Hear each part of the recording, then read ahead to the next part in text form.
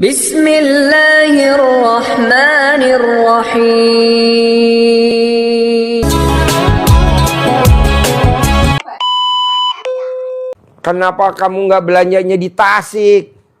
Di Tasik. Kan dekat dari Garut ke Ada Tasik. juga. Jauh gak Garut ke Tasik? Bapak tinggal di Garut?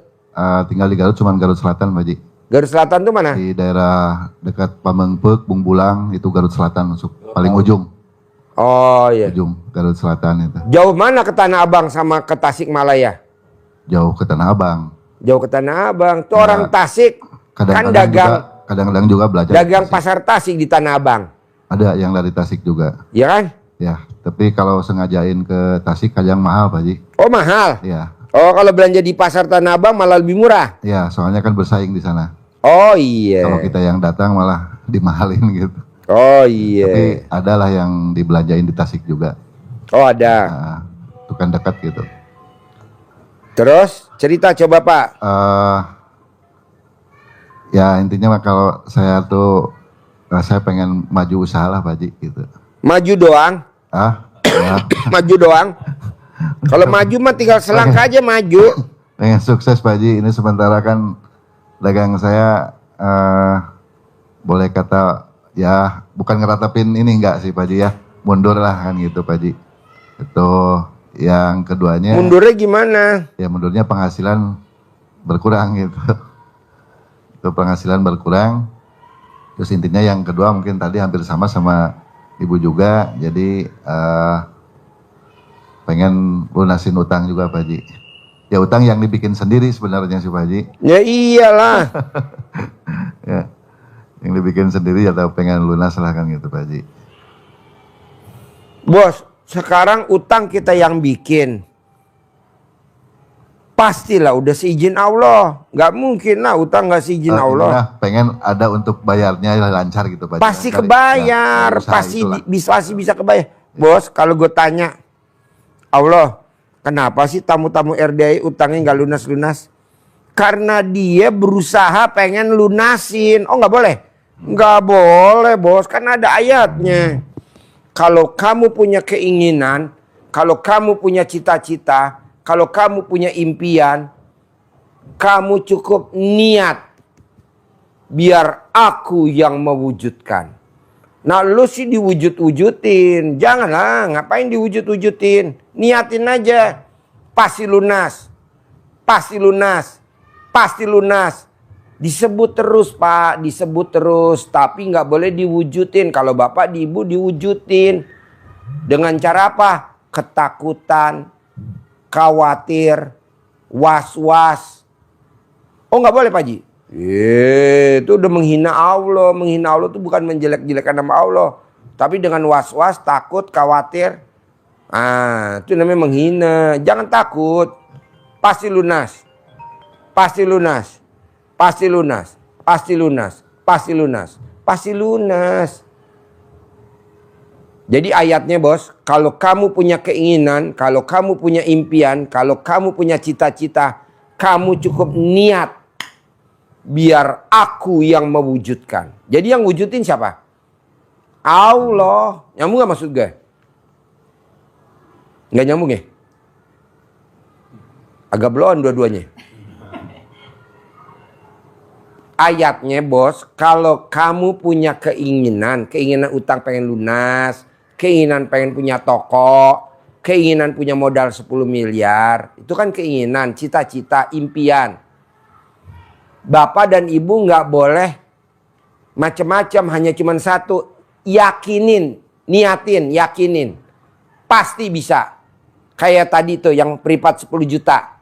Dia datang seminggu yang lalu, dia ngomong tuh sama si bagian informasi namanya Dandan. Pak Dadan, saya pasti bisa privat 10 juta. Biar saya bisa ngobrol sama Pak Haji lama. Karena kalau 2 juta ngobrolnya recehan, saya nggak mau. Dia ngomong begitu, betul ya? Seminggu yang lalu. Pas seminggu datang dia. Tadi sedekah 10 juta, bawa 15 juta. Sedekah 10 juta, privat tadi tuh lama tuh. Yang sama istrinya tadi. Yang tadi nomor 2 dari Indramayu. Nah mau saya, cobalah Pak, janganlah kita mencari-cari. Kita kan suka mencari. mencari, minjem. Apalagi kita hobinya ngetik. Pinjem duit dong bos. Kok pinjem duit? Ngapain? Kalau pinjem duit lu mesti balikin. Kalau nggak balikin lu nggak bakal masuk surga. Boro-boro nyium surga juga nggak mungkin. Kenapa nggak minta sama Allah? Dalam arti kata niatin. Pasti gue punya 10 miliar minggu ini. Belum terkabul, pasti gue punya 10 miliar minggu ini. Walaupun Allah ngasihnya nyicil. 3 miliar dulu kemarin. Hari ini 2 miliar. Besok baru 5 miliar. Tapi kan kita enggak. Japri. Pak Haji lagi buka HP. Japri lagi. Ngapain japri-japri Pak Haji? Orang gue mau lihat video. Gue lagi mau lihat ini acara anak yatim besok. Ini langsung pada japri. Itu namanya kan dia berusaha. Syukur-syukur dibaca, syukur-syukur enggak. Malah enggak gue baca. Kok gitu Pak Haji? Lo ngapain? Dianya berharap. Nah bisa gak Bapak dan Ibu jangan berharap. Nah lo kan suka berharap. Contohnya apa Pak Haji? Bisa gak ya utang gue lunas minggu ini? Kok gitu? Pasti lunas. Bisa gak ya utang gue lunas bulan ini? Kok begitu? Nggak boleh, nggak boleh. Pasti lunas. Pak, Bapak sekarang usianya berapa?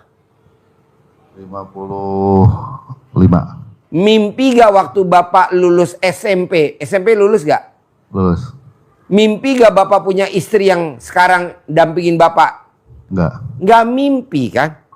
Saya juga nggak mimpi Pak punya pabrik odong-odong. Bapak lihat di bawah odong-odong saya berapa? 15. Bikin lagi bikin odong-odong 4. Apa saya mimpi? Enggak. Produksi aja buat anak yatim. Karena anak yatim kurang naik odong-odong, produksi lagi. Hari ini produksi lagi 4. Ada 15. Jadi ada 19 odong-odong. Enggak mimpi. Sekolah saya ekonomi. Enggak ada backgroundnya teknik. Tapi saya punya odong-odong. Saya enggak IPB, enggak peternakan. Tapi saya punya kuda, punya sapi, punya kebo. Saya backgroundnya bukan pertanian, tapi kita nanam buat anak yatim. Nah, Bapak coba begitu niatin dulu. Saya udah niat Pak Haji, titik. Kalau Bapak kan sama Ibu koma. Niat tapi Bapak dan Ibu berusaha. Ngeri-ngeri sedap takut dilelang. Ngeri-ngeri sedap takut dilelang. Nggak boleh dong. Pasti nggak dilelang. Pasti aman. Pasti nggak ada yang minat. Pasti nggak ada yang beli. Pasti nggak ada yang beli. Pasti jadi milik saya. Pasti jadi milik saya. Pasti jadi milik saya. Bapak harus begitu. Bapak pernah gak nonton Benyamin Sueb acara Sidul Anak Betawi? Ya, pernah. Pernah Ibu? Benyamin Sueb Sidul Anak Betawi. Benyamin Sueb ngomongnya gimana? Dul, lu gue sekolahin tinggi-tinggi bukan jadi supir oplet, tapi jadi gubernur, tahu? Itu tidak ada di skripnya Pak, cuman spontan aja. Jadi gubernur gak Rano Karno? Jadi walaupun dia jadi wakilnya dulu, ya kan? Maya Istianti, tahu gak Maya Istianti? Istrinya Ahmad Dhani, mantan. Dulu, Bapak ingat Maya? Coba Bapak lihat di YouTube-nya, di TikTok-nya. Dia upload YouTube-nya, TikTok-nya Maya Istianti, dia ngomong begini. Lu gak pada minta tanda tangan gue loh. Nanti kalau gue orang terkenal, lu gak bisa lu minta tanda tangan gue, antri tahu.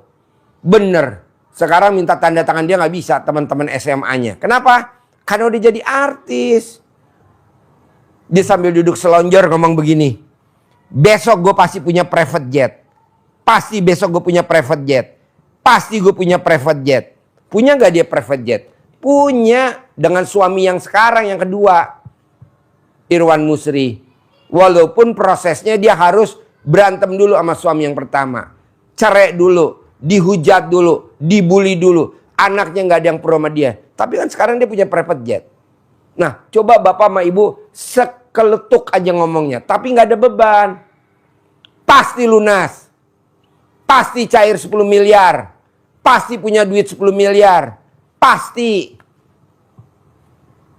Bisa gak? Harus bisa dan pasti bisa. Tapi kan kita enggak. Ngomong ya ngomong. Tapi di belakangnya koma. Saya maunya titik. Pasti cair. Titik. Pasti lunas. Titik. Pasti punya. Titik. Pasti milik. Titik. Kalau koma. Kapan ya? Gue udah. Sedekah. Tapi belum terkabul-terkabul. Nggak mungkin. Kayak tamu RDAI. Pak Haji, saya udah sedekah 10 juta kok nggak cair-cair 10 miliar. Nggak mungkin. Masa sedekah 10 juta cair 10 miliar. Gue duluan yang protes. Kok gitu Pak Haji? 10 juta. Masa cair 10 miliar. Privat lagi. Privat lagi. Privat lagi. Gitu dong. Taruh ada privat udah 13 kali. Atau 17 kali. Berapa tuh? Kali 10 juta. 170 juta ya. 17 kali. Karena kan ketemu kita ajarin terus. Dia cair 10 miliar. Aku setuju. Ini privatnya baru sekali pengen cair 10 miliar. Nggak mungkin. Privat lagi. Privat lagi. Testimoni lagi. Testimoni lagi. Nanti kita benahin yang mana yang kurang. Bu, Pak, inget gak zaman dulu neneknya ibu, neneknya bapak, kakeknya ibu, kakeknya bapak, buyutnya ibu, buyutnya bapak. Zaman dulu ada Dufan gak? Gak ada. Ada gak? Bar karaoke ada gak? Gak ada. Apa yang dilakukan sama buyut kita? Tiap malam ML. Tiap malam nenen. Tiap hari romantis. Anaknya berapa buyut kita? Ada yang 10, ada yang 9, ada yang 7. Tapi kalau kita sekarang ngomongin begitu, katanya tabu. Tabu dari mana? Orang yang suka romantis. Orang yang suka cinta kasih. Orang yang suka terima kasih sama pasangannya. Jempol 2, duitnya banyak. Sekarang kan enggak, Bu. Ih, jorok, jorok. Jorok dari mana? Orang buyut kita juga dulu nggak ada kegiatan. Tiap hari nenen, ML nenen. Tapi kan rumahnya kaya raya. Neneknya bapak, buyutnya bapak kan tanahnya luas. Rumahnya jaraknya jauh-jauh. Ya betul? Nggak dempet. Sekarang Bu, rumahnya dempet Bu. Temboknya jadi 1. Temboknya cuma 1. Coba bayangin Pak. Anaknya 1, anaknya 2. Bahkan ada yang nggak ada anaknya, belum punya. Cicilan motor ada, cicilan mobil ada, cicilan rumah ada. Ah, saya nggak mau. Romantis. Nah, ibu coba romantis sama anak karena ibu nggak ada suaminya. Bapak coba romantis sama pasangannya. Tadi saya tanya Pak, kakek-kakek usianya 80 tahun. Dia seorang pelaut.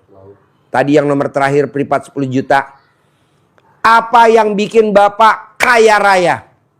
Apa yang bikin Bapak kaya raya? Apa yang bikin Bapak kaya raya? Apa jawabnya dia? Saya setiap hari alat kelamin saya diemot sama istri saya. Apa itu tabu? Enggak. Karena nggak ada kegiatan zaman dulu. Ya betul. Ini saksinya tadi. Nah. Istri Bapak mau gak kalau ngemot alat kelamin Bapak? Coba. Kapan terakhir ngemot alat kelamin Bapak? Kapan Bapak alat kelaminnya dimot sama istri? Kapan terakhir dimot? Ingat-ingat. Ini sekarang hari Jumat. Tanggal 18. Tanggal 10. Kebanyakan bener. Ngemotnya terlalu dalam gue. Tadi saya tanya nih Pak. Pak. Bapak kalau di mod alat kelaminnya di mana? Di tempat tidur dan di meja makan. Jadi di meja makan sebelum dia pergi, bapaknya nih pergi sama supir jalan, itu istrinya duduk di bawah Pak, di mod dulu alat kelaminnya. Mod dulu. Sampai keluar. Alhamdulillah kata dia kan usianya 80 tahun, istrinya juga 80 tahun. Katanya istrinya seperti gadis usia 17 tahun. Iya betul? Lebih cantik. Lebih cantik. Kenapa? Karena dia sering minum makanan minuman bergizi tinggi. Gitu. Sampai minder. Dia tuh kalau jalan sama istrinya katanya kayak jalan sama cucunya. Karena cucunya 80 tahun tapi usianya seperti umur 17 tahun. Halus wajahnya, cantik luar biasa, lebih muda. Karena hobinya dari muda sampai tua ngemot alat kelamin suaminya setiap hari. Dan duitnya nggak ada serinya. Nah, coba Bapak praktekin. Coba ingat-ingat, kapan terakhir alat kelamin Bapak diemot sama istri? Kapan terakhir? Udah lama Pak Haji. Ya kapan? Masih ingat ya? Ada 1000 tahun yang lalu. Sekarang usianya 50? 55. 55? Berarti Bapak lahir tahun 70? Ya. Harusnya kemarin dong terakhir. Dimotnya kemarin dong terakhir. Enggak, di pas ulang tahun Bapak. Ulang tahunnya kapan? Juli. Juli. 25 Juli. Saya tanggal 2 Juli. Bapak 25 Juli. 25 Juli. 1970. Jadi pada saat lahir Bapak di bawah saya ya. Ya di bawah berapa bulan nih? 22 hari, 23 hari. 23 hari. Saya 2 Juli, Bapak 25 kan? 70. Jadi Bapak paksain gimana caranya, bisa nggak bisa. Mau gak nih kalau istri suruh ngemot alat kelamin Bapak, kalau saya boleh tahu? Mau gak nih istri kira-kira? Mau. Mau. Nah udah itu. Bapak kalau manggil istri apa? Bunda. Bunda. Bun. Kata Pak Haji, hajatnya Ibu kalau manggil Bapak apa? Ayah. Kata Pak Haji, hajatnya ayah cair 10 miliar udah di depan mata, udah di depan. Bisa gak Bunda tiap hari ngemot alat kelaminnya ayah tiap hari? Di mana Pak? Di mana ya? Di tempat tidur plus sama di meja makan. Jadi kalau pas lagi ayah sarapan, Bunda di bawah meja ngemot sambil ayah sarapan. Tapi jangan ada orang lain aja ya. Ya. Kasih anaknya suruh jajan jajan di Bandung. Bapak panggil anak Bapak. Ya. Kamu jajan di Bandung ya. Kasih duit suruh dia jajan di Bandung. Bisa gak? Harus bisa dan pasti bisa. Tiap hari itu Pak Haji? Tiap hari Pak. Saya mau cair 10 miliar. Harus. Karena udah di depan mata kok. Namanya ilmu romantis. Cinta kasih, terima kasih, kasih sayang. Sampai keluar Pak Haji? Hah? Sampai keluar? Sampai keluar. Sampai keluar. Sampai keluar. Kalau nggak keluar, diganti pakai botol Sprite. Pelan-pelan bos. Bisa lah. Tapi itu pas lagi suci, lagi head juga? Kan Bapak diemot sama istri. Berarti kalau dia main kan nggak ngaruh bos. Emang alat kelamin Bapak dimasukin ke dia? Enggak. Alat kelamin Bapak dimot sama ibu. Iya. Kalau ibu main, nggak apa-apa. Bisa gak gitu? Ya, bisa. Bisa ya? Bisa. Mau gak minggu ini cair 10M? Mau. Bilang sama ibu, Bun, kamu sambil ngemot, ayah video call ya sama Haji Marco.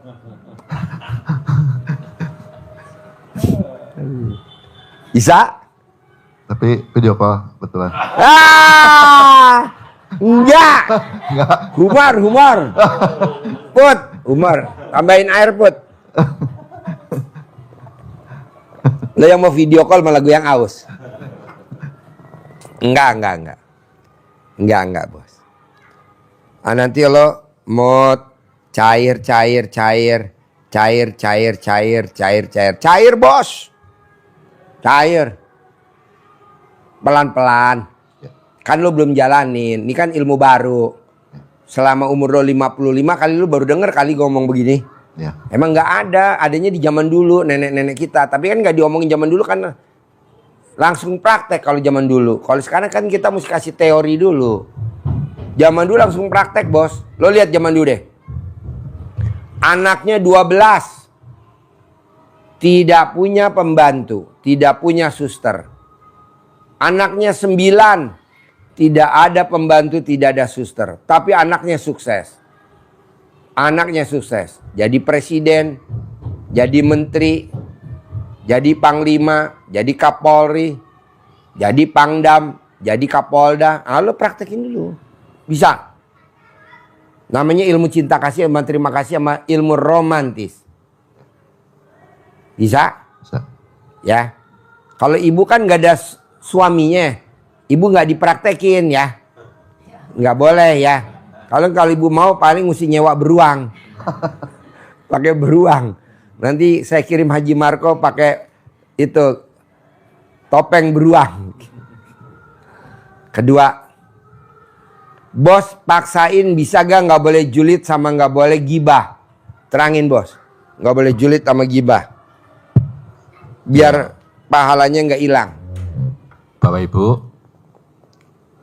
ilmu yang disampaikan Pak Haji, kalau sudah kita praktekin secara maksimal, optimal, kualitasnya, kuantitasnya, baik itu ibadahnya, sedekahnya, sudah kita jalani, tetapi kalau dua hal yang ditekankan Pak Haji tadi masih bersemayam di dalam hati Bapak Ibu sekalian, itu menjadi penghambat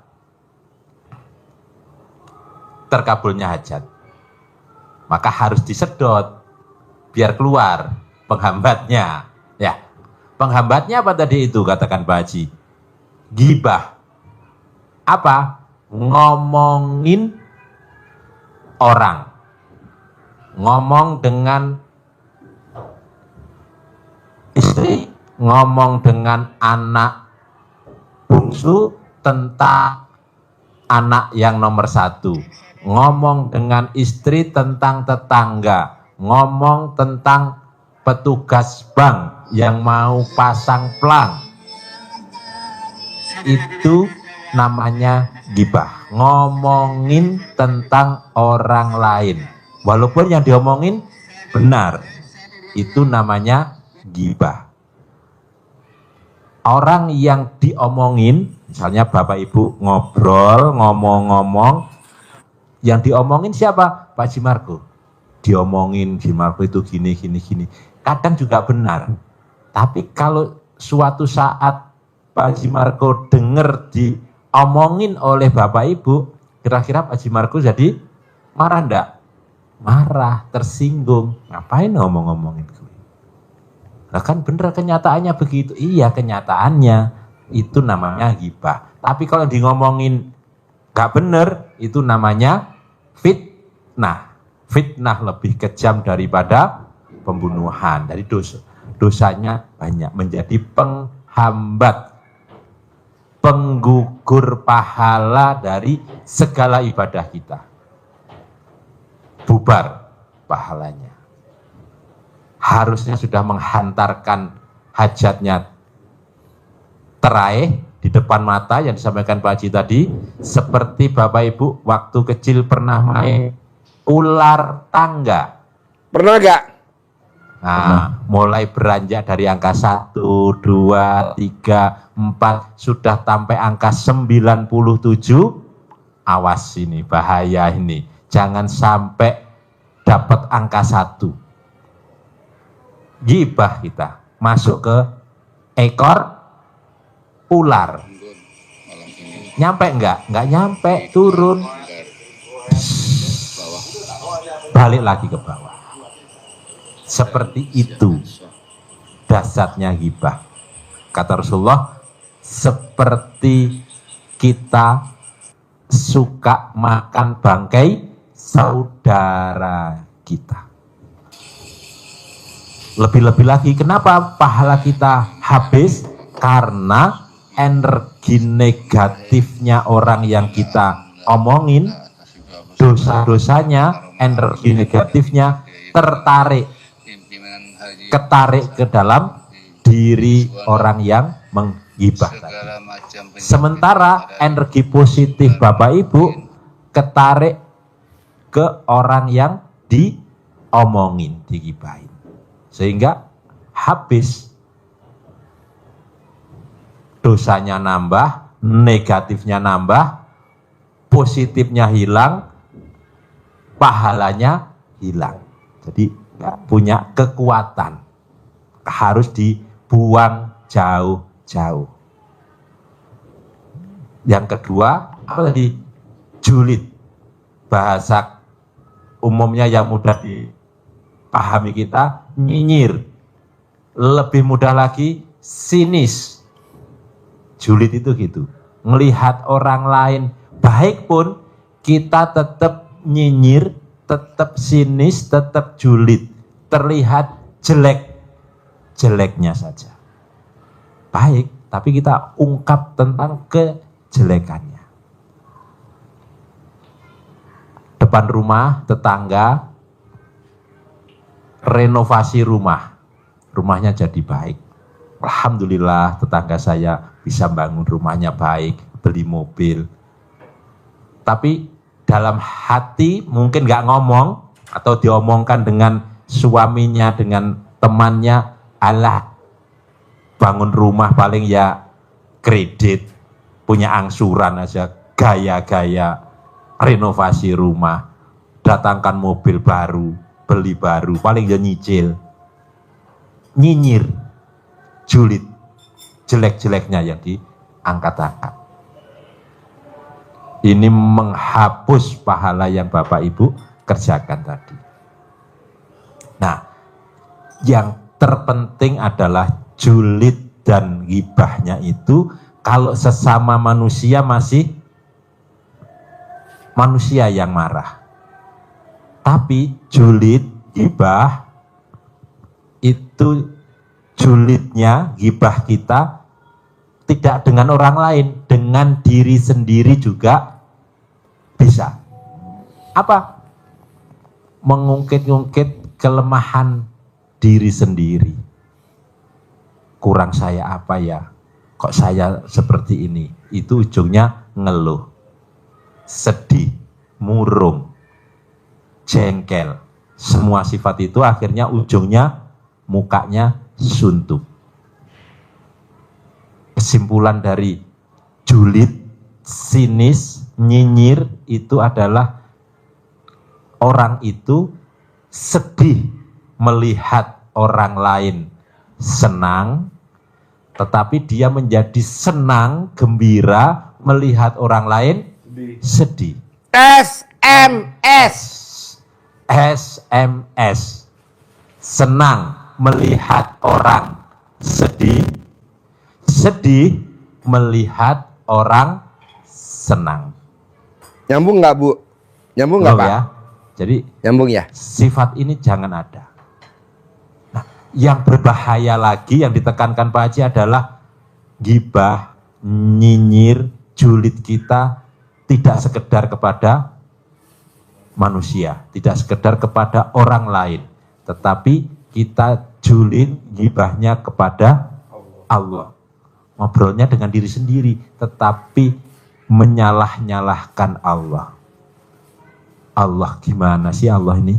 Saya sudah sedekah, sudah bangun malam, sudah tahajud, sudah baca Quran. Kok kehidupan saya masih begini-begini saja? Allah tidak adil. Lama-lama keyakinan kita kepada Allah jadi berkurang, jadi runtuh, berarti nggak usah apa. Nah, itulah dampaknya julid dan ghibah. Nggak terasa kita ngomongnya kan dengan diri sendiri, tapi batin. Nah, tadi batin. Kita sampaikan kalau Bapak Ibu ngomongin tentang Pak Haji Margo tahu marah. Lah sekarang yang kita juliti, yang kita ghibahin itu adalah Allah Subhanahu wa ta'ala. Marah gak? Murka. Marah. Lebih dari marah. Murka Allah. Maka kita dilenyapkan, dibinasakan, dibangkrutkan usaha kita oleh Allah.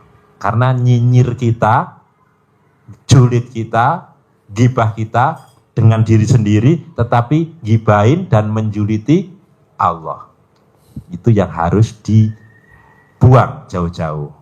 Menjadi hambat. Karena itu penyakit hati tidak boleh bersemayam di hati kita. Takut, Takut, was-was, khawatir, ragu-ragu, nggak boleh Pak, nggak boleh Bu. Orang yang suka khawatir, ragu-ragu, was-was, apalagi satu lagi, takut, itu orang yang suka menghina Allah. Menghina Allah itu bukan menjelek-jelekan nama Allah, tapi takut. Takut nggak bisa bayar utang. Jangan dong. Ibu punya anak. Anak ibu nggak bisa bayar utang. Yang tanggung jawab siapa? Ibu. Bapak punya anak. Nggak bisa bayar utang. Yang tanggung jawab siapa? Bapak. Bapak punya istri. Misalkan istrinya mau beli HP. iPhone 17 Pro. Harganya 25.700.000. Terus istrinya kredit. Yang bayar siapa kreditannya? Bapak. Betul gak? Apa yang bayar Haji Marco? Nggak mungkin lah. Yang bayar kita para suami. Begitu juga bapak utang, ibu utang. Siapa yang bayar? Allah. Tenang aja, pasti dibayar. Tapi bapak dan ibu nggak boleh menggurui Allah. Dalam arti kata nggak boleh ngatur Allah, nggak boleh ngatur Tuhan. Kita kan hobinya ngatur. Orang belum waktunya jatuh tempo, kita buru-buru mau bayar. Nggak boleh. Apalagi ngadu. Allah, HP saya rusak, tadi jatuh. Jadi nggak bisa buat. Kata Allah, justru lo gue jatuhin HP-nya karena lo mau ganti HP baru. Yang beli siapa? Aku. Wasilahnya ya suami kamu. Dan kamu punya suami. Dibeliin lah. Tapi katanya suami saldonya nggak ada. Pasti ada. Pasti ada. Pasti ada. Nah kitanya semangat begitu Pak. Kita kan enggak. Suami tercinta. Pengen beli ini. Iya nanti kalau saldonya ada beli ya. Nah, kita langsung sholat sambil berkeyakinan. Pasti ada. Pasti ada. Pasti ada. Pasti ada. Pasti ada. Pasti ada. Gitu.